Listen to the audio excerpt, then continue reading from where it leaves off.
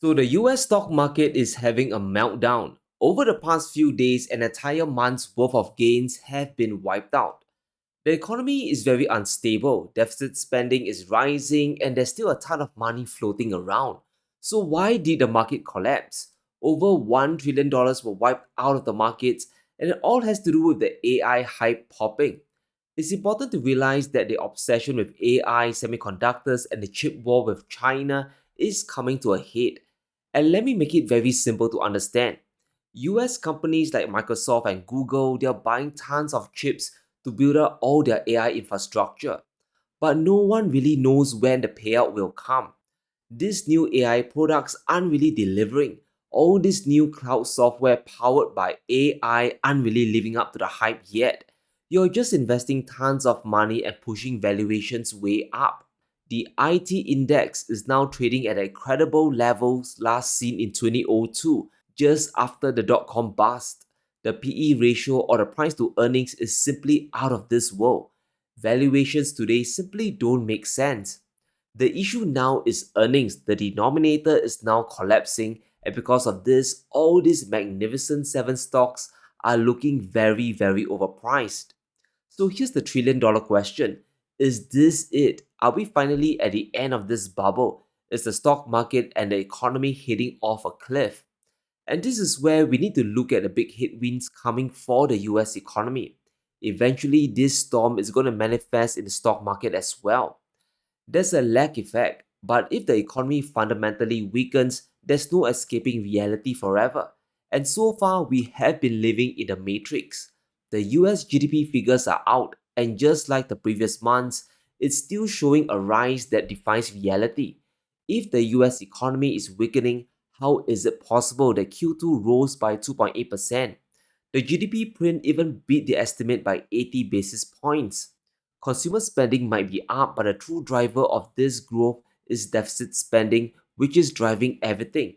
Consumers are still buying stuff, the government is still spending because the US Treasury is borrowing hand over fist. The US deficit this year amounts to 5.6% of GDP, which is double the GDP growth in Q2. Yellen is borrowing and spending $2 in the economy to drive $1 worth of growth. As the rate of unemployment rises, this spending is only going to zombify things even more. Getting back to 2% inflation will be impossible, but at least to Janet Yellen, that really isn't a problem.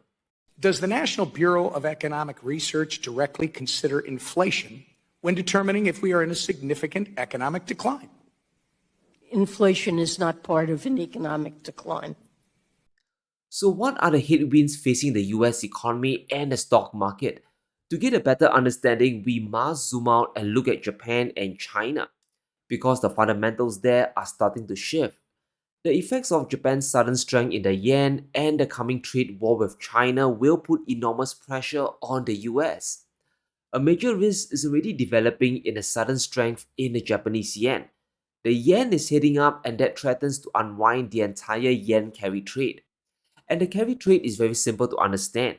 Because interest rates in Japan are so low, investors globally have been making more or less a risk-free investment, right? At least for now. They borrow the yen at 1% interest rate and convert the money into dollars. They then take the dollars and buy a bunch of US bonds that yield 4 to 5% and they pocket the spread. It's a great deal. As long as interest rates don't move, the carry trade is a fantastic way to make money. But things are changing rather fast. The world's expecting the Federal Reserve to slam interest rates down, which threatens to rug pull traders still shorting the yen and going long on dollar assets. The yield curve on US Treasuries is starting to reinvert. The gap between the 2 and the 10-year gap is starting to narrow fast. The problem with this reinversion is how it's happening. What we have now is known as a bull steepener, and this is when both the short-term and long-term rates start falling together. So the yields of the 2-year bond and the 10-year treasury are falling in tandem. The 2-year is falling much faster than the 10-year, and this is a classic recessionary signal that isn't good for the US economy. The yield curve is anticipating the Fed cutting rates because the economy is in trouble and heading towards a recession. But for this example, we just need to care about one fact, and that is yields across the board are going down for US debt. And as a yen carry trader, you don't want this to happen. You want yields in the US to stay as high as possible and yields for JGBs in Japan, Japanese bonds, to stay very low. You want that differential as big as possible. But because this situation is unraveling, the yen is starting to strengthen against the US dollar. The movement of the currency is very important. Since the end of June, the dollar has lost over 4% of its value against the Japanese yen.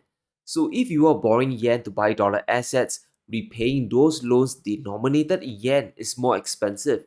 You are down by additional 4% thanks to the yen strengthening against the USD. And this opens up a terrible scenario for US assets. Japanese investors hold a ton of them, and if the yen carry trade unravels completely, we'll see a big exodus of money heading out. Private Japanese investors hold almost $1.2 trillion of US government bonds, and these aren't central bank holders. These are investors who can dump their holdings in a flash, especially if the yen continues to strengthen. There's no point holding on if the dollar crashes by 10 or 20% to the yen and your yields only say 5%. You still suffer a net loss of 15%. Last year, Japanese investors dumped $30 billion in US stocks. US stocks rallied by 35% in yen terms, so investors they took profit. Now that the yen is falling and the S&P is still at record highs, there's a risk that more Japanese investors could sell their US stocks and turn their dollars back into the yen. You might as well capture the big gain in the US stock market today and bring home a big pile of yen.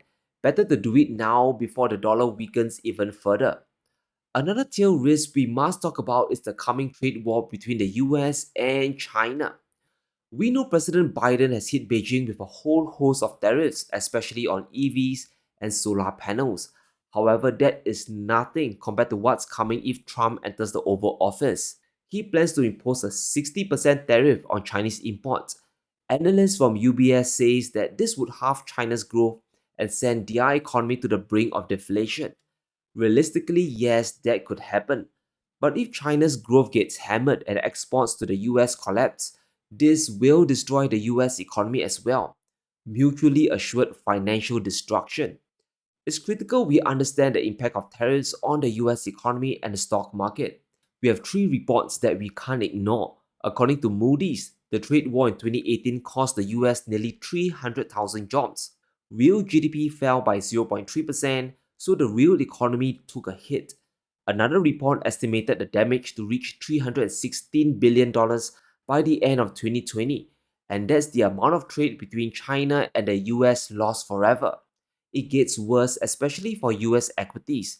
The Federal Reserve did their own study, and they found US companies lost at least $1.7 trillion in the price of their stocks.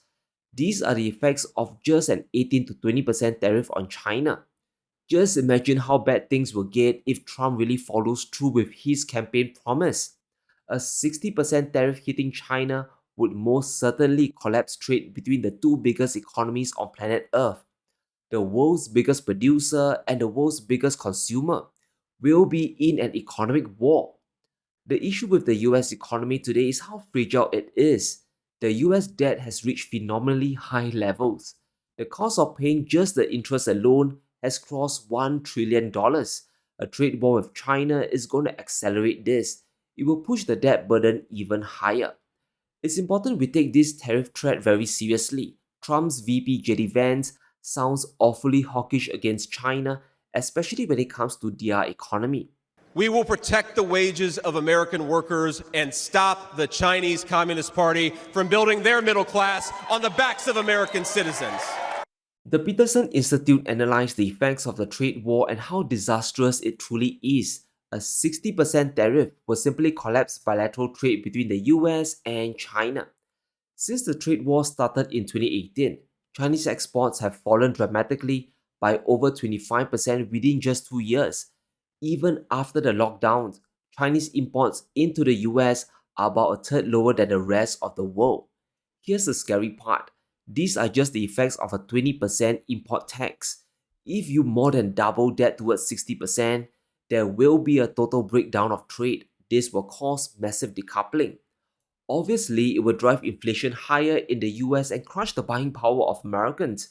The US consumer will be the big loser again. They'll get clobbered because everything in Walmart, in the dollar store, will fly to the moon. And what does this do? It forces the Federal Reserve to keep interest rates higher for longer. And this will snowball the national debt even more because deficit spending definitely isn't coming down. And let's put ourselves in the shoes of China. If the US hits you with tariffs, you have to retaliate because if you don't, you look weak. You look like a clown on the global stage. As the US hit China with tariffs, Beijing did the exact same thing back. And in 2023, Chinese tariffs on US exports hit an average of 21%. So US goods coming to the Chinese market are more expensive today as well. However, there is a fundamental difference. China jacking up tariffs will hurt the US economy more because China doesn't really need US imports to run their economy. They are already the world's factory and low-cost producer.